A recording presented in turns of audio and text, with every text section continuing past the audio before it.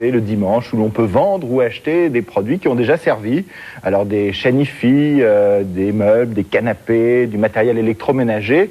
Il y a un homme, vous allez voir, son histoire est assez étonnante, qui était au chômage. Il est resté au chômage pendant 1 an et demi. Il a décidé de se lancer sur le marché du dépôt-vente. Il a créé une enseigne qui s'appelle le Troc de Lille, qui est aujourd'hui numéro 1 en France. L'ex-chômeur a fait fortune. Quelle a été sa recette? C'est un reportage de Laurent Huberson, Marc Toulin et Anne Gilles. Marché aux puces de Marseille, ici tous les week-ends c'est le grand déballage. Des particuliers viennent vendre tout ce qu'ils ne veulent plus garder chez eux. Le fer, combien tu veux pas? Oh, le fer, 20 francs. Vous vous en débarrassez? Voilà. C'était à la cave, au grenier? Exactement. Et oui, c'est dans les caves. Vous avez beaucoup de choses comme ça? Tout ce qui est là, en gros, on s'en débarrasse. Là, le soufflet, vous le vendez combien? Le soufflet il est un peu cassé, 15 francs. Vous cherchez à vous en débarrasser ou à faire un peu d'argent en fait? Les deux? Les deux. Les deux? Les deux. La famille Landre, c'est la 5e fois qu'elle vient aux puces. Il y a le fils qui décharge la voiture, la mère qui installe les objets et la belle-fille qui vend.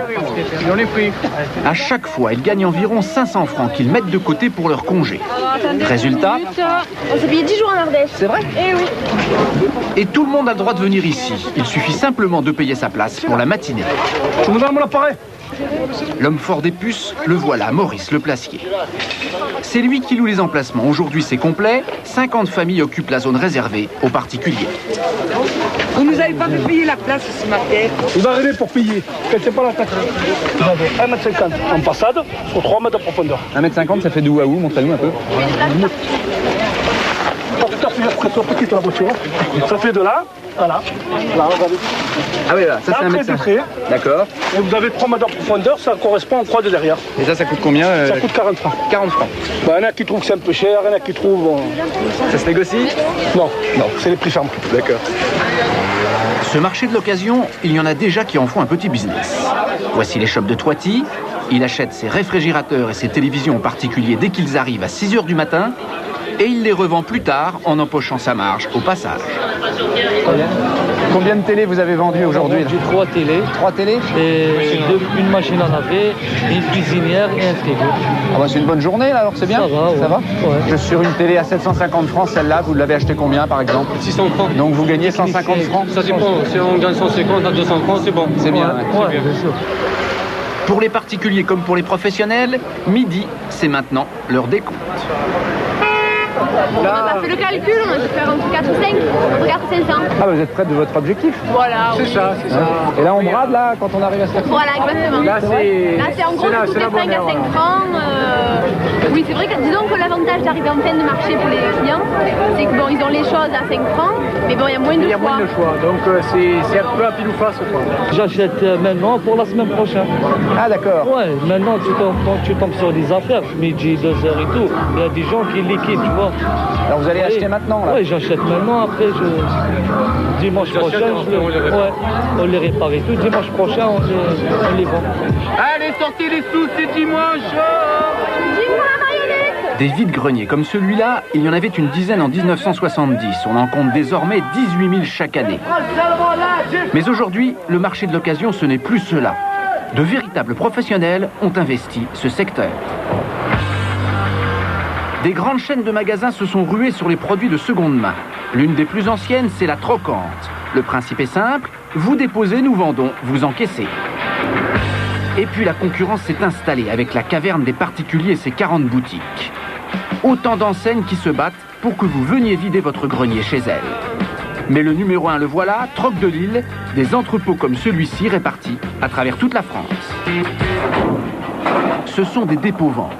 Les particuliers apportent ici ce qu'ils souhaitent vendre, à condition que ce ne soit pas neuf. Tout est stocké dans un immense hangar, genre caverne d'Ali Baba. Sans présentation ni rangement particulier, c'est du moins l'impression que l'on veut vous donner. Et là, c'est un rangement qui a été longuement préparé, mais qui ne doit pas donner l'impression d'être trop net. Jean-Pierre Boudier, 62 ans, fondateur et PDG de Troc de Lille. Son royaume, le voilà. Donc d'ici, vous avez une vision au rez-de-chaussée de ce qui est plutôt le meuble. Ici, un petit coin puériculture, du petit électroménager. De l'occasion, encore de l'occasion, il y en a pour tous les goûts. Donc là, on entre dans ce qu'on pourrait appeler le domaine de l'image. Nous avons donc de la télévision, nous avons des chaînes hi-fi, Tenez, regardez, on a même ce genre de matériel. Des radiateurs? Radiateurs, les convecteurs aussi se vendent très bien, sans problème. Il y a même les classiques du genre dont les particuliers cherchent à se débarrasser à tout prix. Les encyclopédies que les gens ont achetées par des démarcheurs à domicile nous reviennent régulièrement et on en vend énormément. Ça, mais... Avec tout ce bric-à-brac, Jean-Pierre Boudier a bâti un empire de 600 millions de chiffre d'affaires. Il a ouvert son premier magasin il y a 20 ans, aujourd'hui on en compte 130. Et son idée de dépôt-vente s'exporte même à l'étranger, en Belgique, en Espagne et en Allemagne. Vous êtes un peu le roi de l'occasion, vous alors? Oh, j'aime pas trop le terme de roi. Disons que nous sommes ceux qui exploitons avec le plus de professionnalisme sur un marché qui a manqué beaucoup jusqu'à présent. Jean-Pierre Boudier a démarré son affaire dans la région d'Avignon et il y habite toujours. Grâce à la réussite de ses magasins, il a pu s'offrir cet ancien mas provençal. C'est lui qui l'a rénové au milieu d'un parc, avec tout le confort. C'est un peu votre rêve d'avoir une maison comme ça? Ah oui. C'est vrai? Oui, c'est l'aboutissement d'un rêve, d'une vie. S'il est aussi fier de sa propriété et de sa réussite, c'est qu'il revient de très loin. Jean-Pierre Boudier a fait toute sa carrière dans la grande distribution, quand brutalement, en 1980, il est licencié. Il a alors 44 ans. 17 mois de chômage. Il commence à désespérer de retrouver un travail. La situation devient catastrophique. Si tu ne trouves pas de poste, il va falloir que tu crées ton propre job. Et quand j'ai voulu me lancer, je me trouvais devant un mur, le mur de l'argent, un petit peu. Que faire avec, à l'époque, il me restait, quand j'ai commencé, exactement 140 000 francs pour vivre et lancer une affaire. Alors il décide de se lancer dans le meuble. Mais comme il n'a pas les moyens d'acheter ses produits, il va commercialiser les occasions des autres en créant un dépôt-vente. Sur une île complètement isolée en face d'Avignon, il loue un hangar qu'il baptise le Troc de l'île. Qu'est-ce que vous avez mis en exposition comme premier meuble dans votre hangar? Mes propres meubles, avec une étiquette dessus, vendu, où exposition n'est pas à vendre. Et puis j'avais mis, je me rappelle, 3 tables en compressé sur des tréteaux, avec tout le bric-à-brac que je pouvais ne pas utiliser chez moi, quelques assiettes, quelques verres, des livres, des bibelots. C'était pour remplir le hangar? Remplir, il n'était pas question de remplir, mais pour mettre au moins 3 francs 6 sous de marchandises à la vente. Et cela part très fort. Les acheteurs sont là, tout son stock est liquidé, rapidement, il manque de produits. Du coup, il décide de faire de la publicité. Non pas pour vendre, mais pour récupérer meubles et bibelots de particuliers. Vous ne les aimez plus, donc vous voyez une dame boudeuse qui a à côté d'elle une chaîne hi-fi, qui a l'air de bouder, elle en a assez, ça n'est lassé un petit peu. Apportez-les-nous, on va les vendre pour vous. Là, c'est un monsieur qui semble fusiller sa machine à laver, il en veut une autre. Et c'est une dame, vous voyez, qui a eu beaucoup de succès d'ailleurs, qui tend la langue à son canapé Chesterfield. Voilà un petit peu l'historique et la vie du dépôt devant nous. Là. Parti avec 140 000 francs, il estime aujourd'hui sa fortune à 85 millions. Pour ces magasins, l'occasion incontestablement c'est une affaire. Mais pour les clients, est-ce vraiment intéressant? La famille Gilles a le sourire, elle vient d'acheter ce grand bureau, apparemment plutôt content. Vous avez payé combien ce meuble-là? 250. Et à votre avis, ça vaut plus que 250 francs dans un commerce traditionnel? Beaucoup plus cher, oui. C'est vrai, combien? Je sais pas, il y en a moins pour 1500 peut-être, quelque chose comme ça. Dans les 1500 francs. Donc là, 250 francs, j'estime que c'est pas trop cher, c'est vraiment pas cher. Il y a de la restauration à faire, mais enfin, dans l'ensemble, je m'en tire peut-être assez bien. 250 francs, c'est plutôt intéressant. Ce prix, c'est le personnel du magasin en t-shirt blanc qui l'a fixé. D'un premier coup d'œil, ils savent ce qui est vendable et ce qui ne l'est pas. Je peux pas le prendre, la banquette. Non, regardez, il manquait tous les boutons. Donc tous les boutons, moi je peux pas le vendre après de mon côté. Tout ce qui est abîmé, usagé, je peux pas le prendre des ventes, on n'arrive pas à le vendre. Même en cassant un peu les prix? Non, ça c'est pas notre but de vendre des articles, ceux qui manquent la moitié des choses dessus. Pour ce lave-linge, en revanche, aucun problème. Direction l'estimation. Tout comme ce canapé classique entièrement fleuri. Mais ne vous attendez pas à une expertise minutieuse. Tout se déroule en moins de 10 secondes. Convertible. On peut essayer, si vous voulez, aux alentours des 800-900 francs en prix initial, mais les 20 premiers jours, on peut essayer à 990 francs. Là, il me faut une signature, s'il vous plaît. ici. Pourquoi 900 francs et pas 1500 francs? Comment vous estimez là? Une banquette 3 places comme celle-ci, ça se vend entre 800 voire 1000 francs. Ouais, quel que soit le style, quel que soit le... Non, c'est le tissu, la façon que la banquette elle est faite pour ce monsieur. Mais vous faites ça comme ça, ils n'avaient pas une code, vous n'avez pas quelque chose, c'est votre expérience? C'est une expérience, ouais. Ça y est, ça vient de rentrer ça? Ah, oui, alors, ça je ne sais pas, oui ça vient d'entrer. Alors la CB là par exemple? La CB avec l'antenne va être affichée à 190 francs, pas 200. Pas 200, c'est psychologique. Parce que 200, ça ferait... c'est les prix ronds. On évite toujours. On donne l'impression aux gens de payer un petit peu moins que le prix rond. Voilà. D'accord. Mais pas 150 non plus? Non, pas 150. Pour nous, le prix du marché tel qu'on l'a jugé sur ce type de produit vaut 190 francs. Pas de code précise, pas d'annuaire de référence. Tout se fait un peu au jugé. Alors c'est aux acheteurs d'apprécier les prix, de regarder l'état des produits, de se faire une idée par eux-mêmes et surtout de bien connaître certaines petites astuces du dépôt-vente. Qu'est-ce qu'il faut regarder là? Vous soulevez, vous regardez si c'est pas abîmé, si c'est en bon état. En général, c'est en bon état, c'est rare quand c'est abîmé. D'accord. Ah là, le prix était baissé, il était à 2490. Oui, dans quelques temps, ça sera encore baissé. Il faut attendre un peu. Automatiquement, si elles ne se vendent pas, elles perdent de la valeur. Donc, elles perdent de la valeur, ils baissent les prix. Pour revenir dans un mois, s'il y a encore, elle aura encore baissé. Il ne faut pas se précipiter. C'est la loi de l'offre et de la demande. Ça, c'est vieux. Quand M. Boudier fait son inspection, il ne veut pas s'encombrer. Tout ce qui n'est pas vendu dans les 60 jours, il en baisse le prix de 10%. Et ainsi de suite chaque mois. Résultat, l'armoire estimée à 2190 francs, 3 mois plus tard, elle est à 1800. Et la planche à voile, elle passe de 250 à 220 francs. Les acheteurs sont ravis, mais les déposants, eux, font un peu la grimace. Exemple, Catherine. Vous avez des essais avant sur... Non, la personne qui va l'acheter m'a donné 24 heures d'essai. Elle vient de mettre en vente son lave-linge. Il a été estimé à 1590 francs, mais ce n'est pas gagné. Il y a de la concurrence et moins cher. Elles ont cassé. Vous êtes un peu cher par rapport aux autres? 1790, 1000 francs, 850, 500, 200. Ouais, le plus cher parce qu'il y a le lave et le sèche-linge. D'accord, pendant les 20 premiers jours, on va laisser à 1600 francs. Voilà. On va voir comment se comporte l'article par rapport au client. Ouais. Si c'est le cas, on baissera si c'est pas vendu. Voilà. Mais attention, si la machine part au plus haut, à 1600 francs, Catherine ne touchera pas du tout cette somme. Le magasin va prendre sa marge au passage. C'est-à-dire sur 1006, voilà, admettons qu'elle parte à 1006. Voilà, donc il faudra retrancher 35%. Ça fait combien ça? Je peux vous le calculer si vous voulez. Ça fait 1034 francs pour vous. Mais il vaut mieux pas qu'elle baisse. Qu'elle baisse. On est commissionnaire, donc on va essayer de tirer le maximum. Ouais. On aimerait bien qu'elle parte là maintenant, alors, parce que sinon après... Nous aussi. Moins les frais de dossier, elle en retirera au mieux 1000 francs. Pour une machine estimée 1600, Catherine n'avait pas prévu un tel écart. Je l'ai toute nettoyée. Bon, on y va. On va attendre le chèque. Il n'y a plus trop de place là ici. Pas mal, ouais.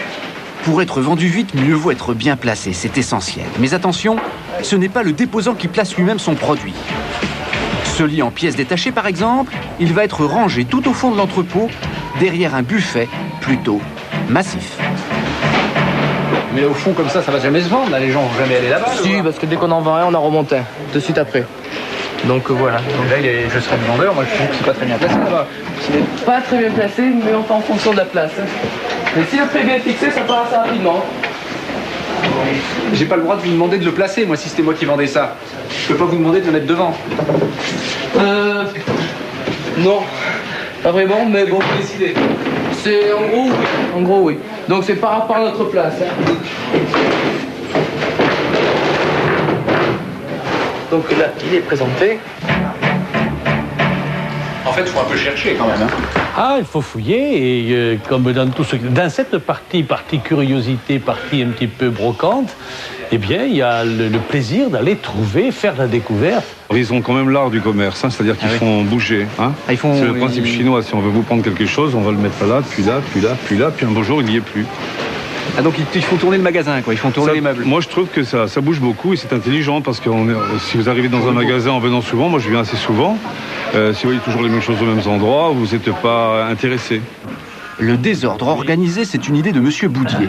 Et il a instauré une autre règle. Chez lui, on ne négocie pas les prix. Celle-ci, par ici. Je suis à peu près certain qu'elle est ancienne. Non, non, mais le poids. Vous voyez, le poids, il fait... Celle-là, non. Celle-là, non. Et celle-ci, d'après moi, est ancienne. Non, je ne suis pas si sûr que vous... Elle n'est pas récente, Elle n'est pas récente, mais à mon avis, elle est... Notez bien, elle n'est pas chère, 295 francs. Oui, si vous dites, on peut négocier le prix, là. 290, vous pouvez faire un petit prix, là. 250. Non, je vais expliquer, mesdames. Ceci nous est mis en vente par un particulier. Sur, on va dire, 300 francs, grosso modo, on va toucher 90 francs. Nous, moins la TVA, ce qui fait qu'on va toucher 70 francs. Sur les 70 francs, je ne peux pas vous faire un prix. Hein, vous voyez ce que je veux dire? Et par rapport au particulier, si vous voulez vous vendre quelque chose un jour, vous n'admettriez pas qu'on vende un article moins cher que vous nous l'avez confié. Et notre contrat nous l'interdirait. Enfin, pour le prix, de toute façon, c'est pas... Voilà, c'est bien. Pas un centime de réduction. En 20 ans de discussion comme celle-ci, Jean-Pierre Boudier a imposé sur le marché de l'occasion des prix non négociables. Une petite révolution pour les acheteurs, mais il a aussi réussi à imposer ses conditions aux déposants. Monsieur Boudier ne les paye pas tout de suite. Vendu le 16 octobre 98, je sais pas quoi, à 1590 francs. C'était quoi? C'est ça. Donc c'était un canapé 3 places. C'était un canapé 3 places. C'est vendu, madame, le 16 octobre que c'est vendu. Voilà, 16 octobre. Ah, ça vous sera réglé le 30 novembre. Vendu le 16 octobre, payé le 30 novembre, en moyenne 30 jours de délai de paiement. Pas de doute, Monsieur Boudier est doué en affaires. Grâce à ce paiement différé, il dispose en permanence d'un petit trésor. 500 000 francs par magasin, ce qui lui permet d'investir sans avoir à emprunter. Qui c'est qui est gentil qui me prend les 40 francs là? Avec ses bibelots, ses tables et ses chaises d'occasion, Jean-Pierre Boudier est devenu, grâce aux produits et à l'argent des autres, une sorte de banquier. Et des produits, il en veut toujours plus. Cette quête de l'objet, elle se déroule dans ses bureaux. C'est le travail de Carole. Elle passe son temps à dépouiller les petites annonces des journaux pour relever les numéros de téléphone des particuliers vendeurs. Là, ils vendent une chambre de style Louis XV avec un lit de place, une armoire, des chaises, rideaux, un landau, un siège auto et une table à langer. Ou bien alors un micro-ordinateur. Et puis elle leur écrit. Elle essaie tout simplement de détourner la clientèle qui passe des petites annonces pour la rabattre vers les dépôts-ventes de Monsieur Boudier. Une méthode très au point. Mais comment vous avez l'adresse là? Il n'y a pas l'adresse? Non, non, là, il n'y a pas l'adresse. Je relève le numéro de téléphone. Ensuite, en fin de semaine, je regroupe tous mes fichiers que j'envoie à un prestataire de service et qui, lui, est chargé de nous faire l'annuaire inversé. C'est-à-dire à partir du téléphone, nous retrouver les adresses correspondantes. C'est vrai que pour nous, c'est une mine d'or de travailler sur les journaux gratuits. Journaux gratuits ou presse quotidienne aussi également, ou même quand ils vont faire leurs petites courses ou etc. dans les supermarchés, on a également des fois des petites annonces, cherchent à vendre. Donc là, les magasins aussi relèvent les numéros et me les font passer. Une mine d'or. L'entreprise de Jean-Pierre Boudier est même la première dans le domaine des biens d'occasion à avoir été introduite en bourse. S'il la revendait aujourd'hui, elle vaudrait près de 100 millions de francs. L'exemple de Jean-Pierre Boudier est typique de ceux qui réussissent à créer une enseigne sur un créneau porteur, mais un peu délaissé. C'est ce même principe qu'une femme, cette fois Lina Goff,